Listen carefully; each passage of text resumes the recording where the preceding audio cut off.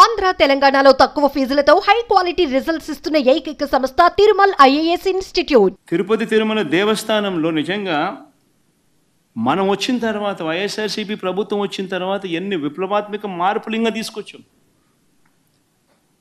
అక్కడ ఉన్న ల్యాబ్స్ని ఇంకా మనం స్ట్రెంథన్ చేసాం. CFTRI central food technology research ఇన్స్టిట్యూట్కు చెందిన వాళ్ళతో అనుసంధానమైనారు టీటీడీ వాళ్ళు. అక్కడ ఇంకా ల్యాబ్స్ను మెరుగుదిద్దినారు. అక్కడ నుంచి సీనియర్ ఉద్యోగుల్ని కూడా రిక్రూట్ కూడా పెట్టుకున్నారు. ఇంకా అక్కడ ప్రతి అడుగులోనూ కూడా టీటీడీ బోర్డు అనేది నిజంగా ఒక విశిష్టమైన బోర్డు. టీటీడీ బోర్డు అన్నది నాకు క్యాబినెట్ కూర్పు చేయడం ఈజీ, టీటీడీ బోర్డు కూర్పు చేయడం ఇంకా కష్టం. నిజంగా అంత కష్టమైన కార్యక్రమం. ఎందుకనంటే టీటీడీ బోర్డుకు రికమెండేషన్స్ ఒక్కరి దగ్గర నుంచి రావు. కేంద్ర మంత్రుల దగ్గర నుంచి చుట్టుపక్కల రాష్ట్రాల ముఖ్యమంత్రుల వరకు, చుట్టుపక్కల రాష్ట్రంలో ఉన్న ప్రతిపక్ష పార్టీలు సైతం టీటీడీ బోర్డు మెంబర్షిప్ కోసం అడుగుతారు, ఫోన్ చేస్తారు, రిక్వెస్ట్ చేస్తారు. అంత కష్టమైన కార్యక్రమం అది. అంటే వాళ్ళ రాష్ట్రాలలో విశిష్టమైన మనుషులు, అంటే కేంద్రం దృష్టిలో కూడా విశిష్టమైన మనుషులు, ఇంపార్టెంట్ పీపుల్, ప్రసిద్ధి కాంచిన మనుషులు, ఇటువంటి వాళ్ళందరూ బోర్డులో సభ్యులు అవుతారు. ఆ బోర్డు కూర్పు చూస్తే అటువంటి విశిష్టమైన వాళ్ళందరూ బోర్డులో సభ్యులు. వాళ్ళందరూ రాటిఫై చేస్తారు దీన్ని. ఈ టెండర్ల ప్రక్రియను రాటిఫై చేసేది board. Government of Andhra Pradesh does not get involved in TTD matters. It's autonomous body.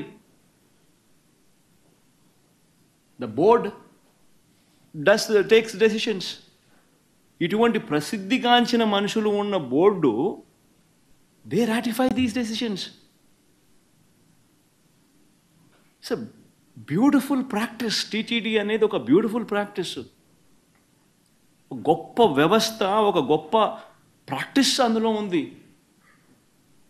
Beyond any doubts, beyond ట్రాన్స్పరెన్సీకి పెద్దపీట వేస్తూ కేవలం దేవునికి మంచి చేయడం ఎలా అన్న ఒకే ఒక్క మైండ్ సెట్తో పనిచేసే మనుషులు అక్కడ బోర్డు మెంబర్స్గా ఉంటారు. అటువంటి వాళ్ళు చేస్తారు. ఈవెన్ టీటీడీ బోర్డు మెంబర్ గురించి వైవి సుబ్బారెడ్డి గురించి కూడా మాట్లాడాల్సి వస్తే 45 సార్లు ఆయన అయ్యప్ప మాలకు పోయినాడు తెలుసా. 45 సార్లు పైన ఆయన అయ్యప్ప మాల వేసుకున్నాడు ప్రతి సంవత్సరం. అంతకన్నా గొప్ప వ్యక్తి ఎవడన్నా టీటీడీ బోర్డు మెంబర్ కాగలుగుతాడో చెప్పండి? అంతకన్నా భక్తుడు ఎవడన్నా ఉంటాడో చెప్పండి? 45 సార్లు టీటీడీ మా అయ్యప్ప మాల వేసుకొని, అది స్వాముల్లో కూడా ఏంది సూపర్ స్వామి,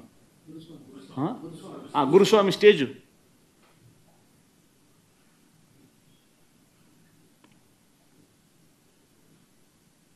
కరుణాకర్ రెడ్డి కూడా ఈక్వలీ రెప్యూటెడ్ మ్యాన్.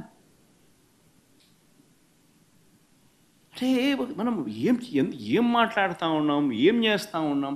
మన ఇన్స్టిట్యూట్స్ను మనమే తగ్గించుకుంటా ఉన్నాం. మనమంతకు మనమే వక్రభాష్యం తీస్తూ ఉన్నాం.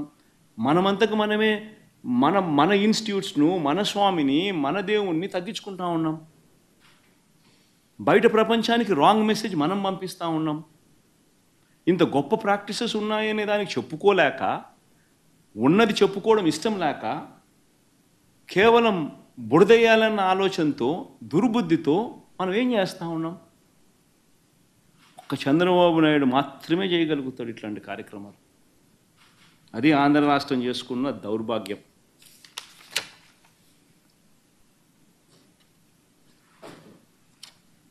నిజంగా టీటీడీలో వైఎస్ఆర్సీపీ వచ్చిన తర్వాత జరిగిన అనేక మంచి కార్యక్రమాలు, ఒకటి కాదు, రెండు కాదు, అనేక మంచి కార్యక్రమాలు జరిగాయి. వైఎస్ఆర్సీపీ ప్రభుత్వం వచ్చిన తర్వాతే నవనీత సేవ మొదలుపెట్టాం. దీనికోసం స్వచ్ఛమైన ఈ నవనీత సేవ మొదలైంది. దీనికోసం స్వచ్ఛమైన నెయ్యి తయారీకి కొండ మీద ప్రత్యేక గోశాలను కూడా పెట్టాం. శ్రీవారి ఆలయంలో అర్చకుల జీతాలు రెట్టింపు చేశాం. ఇంకా ప్రసాదాలు తయారు చేసే పాటు కార్మికులకు సర్వీస్ క్రమబద్ధీకరించడంతో పాటు వారి జీతాలు కూడా పెంచడం జరిగింది వైఎస్ఆర్సీపీ హయాంలోనే. చంద్రబాబు దేవాలయాలను కూల్చేస్తే దేశవ్యాప్తంగా జీర్ణ వ్యవస్థలో ఉన్న ఆలయాలను పునరుద్ధరణ కార్యక్రమం కూడా చేసింది వైఎస్ఆర్సీపీ హయాంలోనే. అమరావతిలో ఆలయాన్ని కట్టినా అది వైఎస్ఆర్సీపీనే. వైజాగ్లో ఆలయాన్ని కట్టినా అది వైఎస్ఆర్సీపీనే. భువనేశ్వర్లో ఆలయం కట్టినా అది వైఎస్ఆర్సీపీనే. హైదరాబాదులో జూబ్లీ హిల్స్లో ఆలయాన్ని కట్టినా అది వైఎస్ఆర్సీపీనే.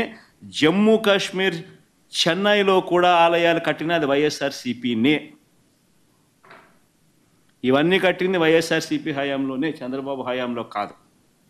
చివరికి అమెరికాలో కూడా ఆలయ నిర్మాణానికి మా హయాంలోనే టీటీడీ సహకరించింది.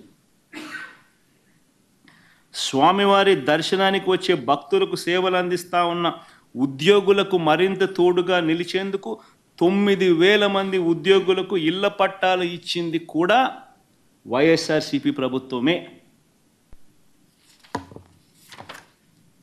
వైఎస్ఆర్సీపీ హయాంలోనే. సుమన్ టీవీలో మీ పర్సనల్ అండ్ బిజినెస్ ప్రమోషన్స్ కోసం కింది నెంబర్కి కాంటాక్ట్ చేయండి.